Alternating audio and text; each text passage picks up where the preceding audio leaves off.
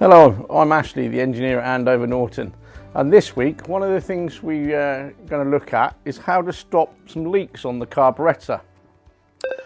Most of you will get the leaks coming from either the drain bolt plug or actually the banjo filter plug where it attaches to the carburettor bowl in this position here. There is a couple of tricks that you can do to help yourself that can stop these leaks, and they're quite simple and they're quite surprising.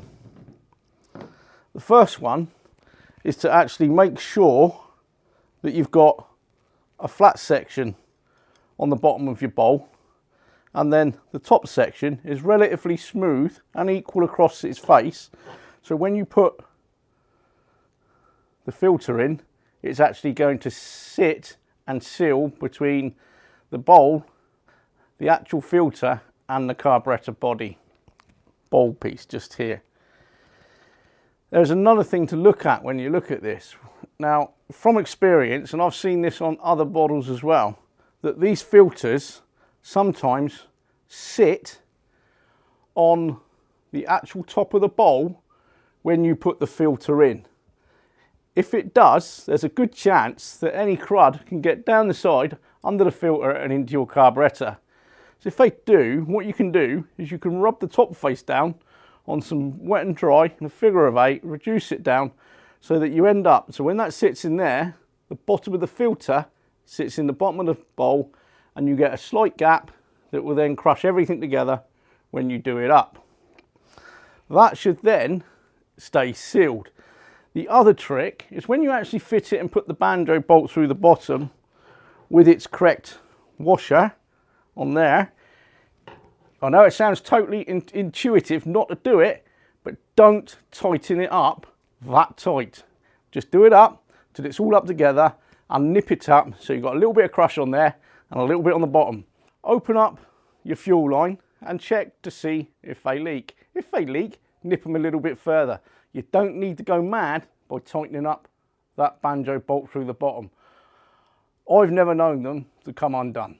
So there's another good trick. Don't do them up too tight, otherwise you can distort everything and end up with leaks.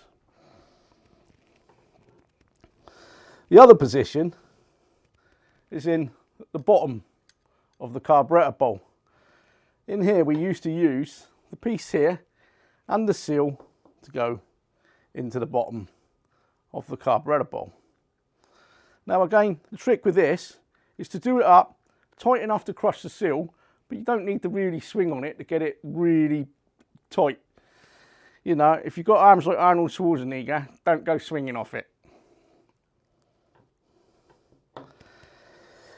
You may also see some of these plugs in plastic. Surprisingly, they were taken out of service many years ago, but we still actually see them coming in on bikes. Mainly the bikes that have been left stood for 25, 30 years still have the plastic plugs.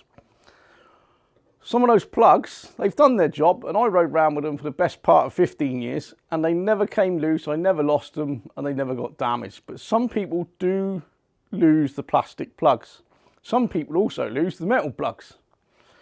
Now, if you get stuck and you lose a plug at the roadside, all is not lost. If you've got fuel in your tank, what some people have done and done it successfully, if they've got a knife, whittle a piece of wood or twig out of a tree and screw it in that hole. Surprisingly, it works. Same again with this, it's got a slot in it. Some people may find they've come loose while they're out on the road. If that's the case, what you can do is use a coin to tighten it up. Now, I don't know what sort of coins are available globally, but generally a 20p piece in the UK is ideal for that. That concludes the talk about how to secure these two pieces into the actual float bowl and prevent them from leaking. If you've got any queries or questions, please feel free to contact myself and Simon, and we'll answer any other further questions you have. Thank you very much for watching. See you at Stafford in a few weeks' time.